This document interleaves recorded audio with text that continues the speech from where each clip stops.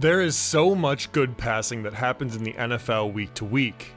There's also a ton of bad.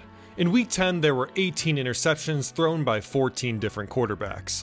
And of course, not all interceptions are created equal. Some come off horrible decisions and others are bobbled into the air by the receiver. Some completely flip a game and others fade into arm punt obscurity. In this video, we're breaking down the 5 worst interceptions from this past week, considering both the impact of each play in context and the quality of the throw itself. Let's start with Aaron Rodgers. This interception comes with 2:16 left in the first half. The Steelers are down by a vintage score of 3-5, with neither offense doing much of anything. It's 2nd and 6, and there's plenty of time to move the ball downfield and get points before the half. The Chargers come out with 2 deep safeties and play cover 2, with linebacker Henley tasked with trailing DK Metcalf when he releases vertically on his crossing route. The Steelers and Rodgers want to take advantage of the safeties playing off and get their best receiver in between the 2nd and 3rd levels of the defense. It's just an overly aggressive decision. Metcalf is covered nicely, and Rodgers is smart to throw this one high to give him a shot at it, but the ball hangs on him and goes right to rookie safety RJ Mickens for his 2nd pick of the year. Passes were hanging on Rodgers all night, and he just looked a step slow.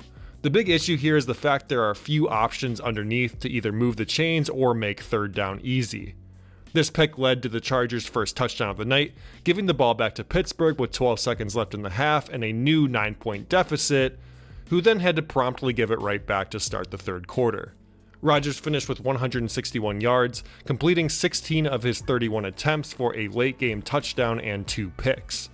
All year, the Steelers have been a completely different team depending on if they have a lead or not. Rodgers and the passing offense look noticeably worse when trailing, and it's because the team gets into obvious passing situations. And under pressure this year, he's been less Aaron Rodgers and more Jared Goff. His pass grade in these situations ranks 31st out of 38 quarterbacks. With the Ravens on a 3-game win streak and rocketing up the AFC North, there's more than just pressure on the field that Rodgers and head coach Mike Tomlin will have to deal with. The Steelers have lost 3 of their last 4 and hold just a 1-game lead over Baltimore. How would you assess Aaron's performance tonight? How would you? Next is Drake Maye. This one comes with 5:25 left in the 4th quarter on a 3rd and goal from Tampa Bay's 2.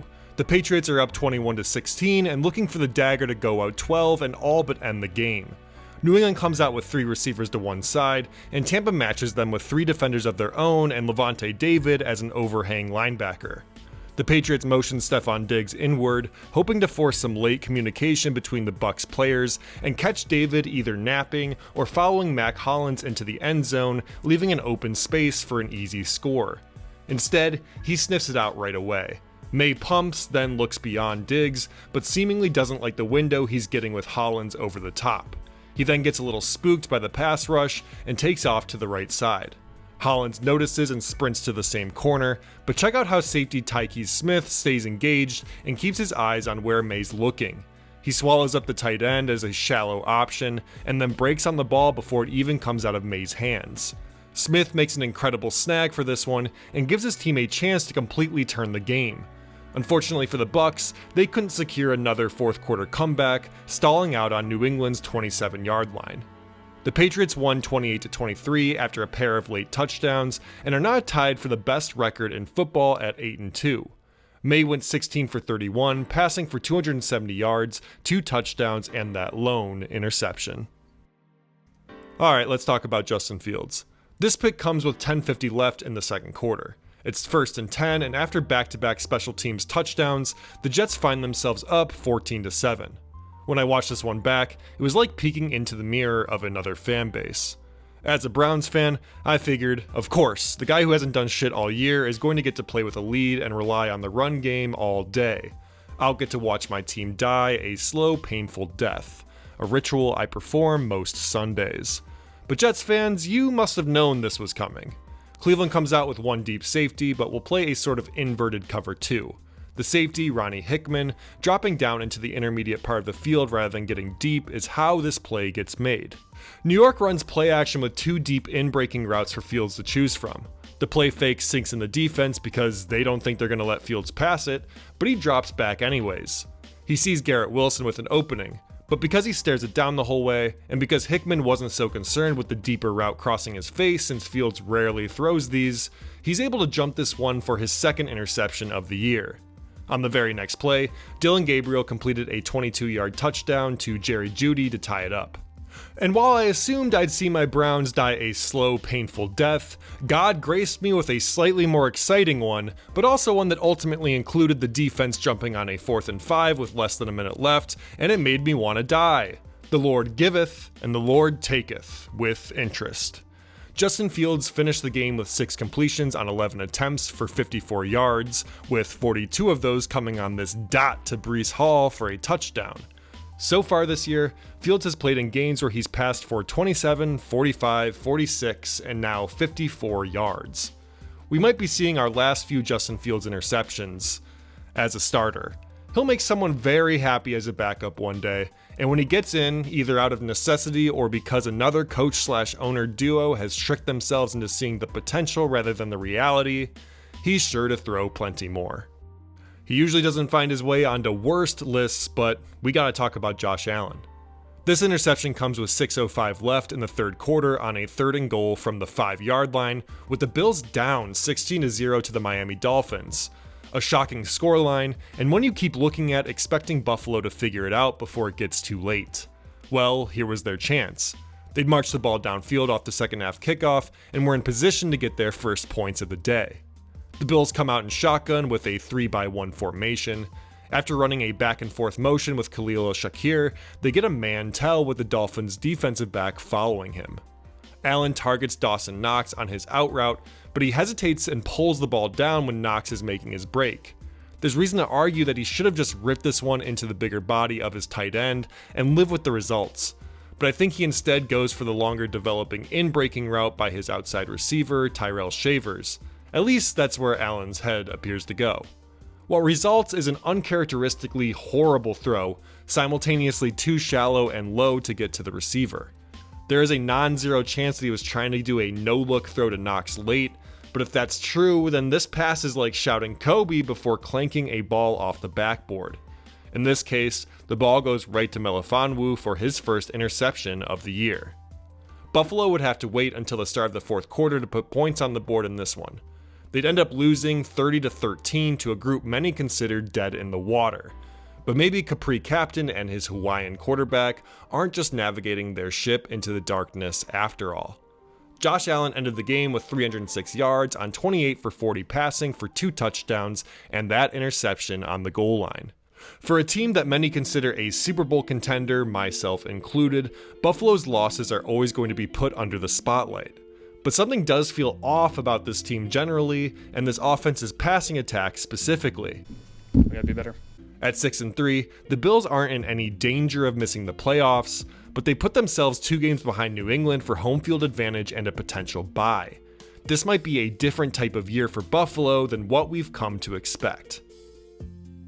Before getting to the number 1 interception, I wanted to give out 2 honorable mentions. First, there was this one from Sam Darnold in the middle of Seattle's dismantling of the Cardinals. It's 1st and 10 from deep inside Seahawks territory. Darnold just flips this one up to no one, likely expecting Jackson Smith-Njigba to run a corner route when he ran an inbreaker. Somebody was definitely wrong here, and it gave rookie Denzel Burke a pop fly for his 2nd career interception. For a group that's been so nails, it was a surprising moment of miscommunication. At one point, Darnold had thrown 5 touchdown passes and just 4 incompletions over the course of these past 2 games. The Cardinals did go on to score off this turnover, but the Seahawks were already up 38-7 at this point, so, as a whole, this mistake made little difference. And second, I wanted to show this one from JJ McCarthy early in the 3rd quarter on a 3rd and 1, with the Vikings up 10-9. They run play action here with just one route, a deep seam for Justin Jefferson. McCarthy launches this one just to give one of the very best receivers in the league a chance to come down with it, but Jefferson stumbles. The result is an absolute gift for cornerback Marlon Humphrey. Live, the whole play looked a bit surreal, like nobody knew what to do after such an easy pick, and Jefferson's weird, almost cavalier approach to the whole thing just added to the confusion. I don't think McCarthy was wrong to throw this one at all. It was just bad luck his receiver fell. This one doesn't necessarily qualify as one of the worst interceptions, so much as it was one of the weirdest. We just gotta lock in and go play football. Without any further ado, let's talk about this interception from Bryce Young. It came in the Panthers-Saints game with 13 minutes to go. Carolina is down 7-10, but they're driving into New Orleans territory with a 2nd and 5. Here, the Saints give Young a couple different things to look at. First, they're showing 2 safeties, but they're staggered at different depths of the field, so he'll have to determine whether they're actually playing too high or if they morph into a single high coverage. But watch out, because Alontae Taylor is threatening to blitz off the edge. Young receives the snap and looks to the right side, where he sees the corner face away from the nearest sideline as he funnels Xavier Legette's fade route to the safety. He quickly targets Ted McMillan on the curl route in front of the corner, and this would have been a great decision had Taylor actually blitzed. Instead, he's backing out and into the space of the throw. And all the while, Young's throw itself lacks any zip or accuracy to actually get to its intended target. Taylor snags this one easily. The Saints then turned the interception into 7 points and held on to win their 2nd game of the season, 17-7. Bryce Young went 17 for 25 for 124 yards, no touchdowns, and that interception. I expected the Panthers' early winning record to crumble quickly, but not this quickly. I thought they'd at least make it to 6-4. Their schedule only gets tougher down the stretch, and there's a very real chance that this bit of mid-season excitement will only have served to make Carolina fans let their guards down so this Panthers team could hurt them in a deep and meaningful way once again. Thank you so much for watching this video. Please remember to give it a like if you did enjoy it and consider subscribing to the channel so you can catch the next one. Thanks, bye.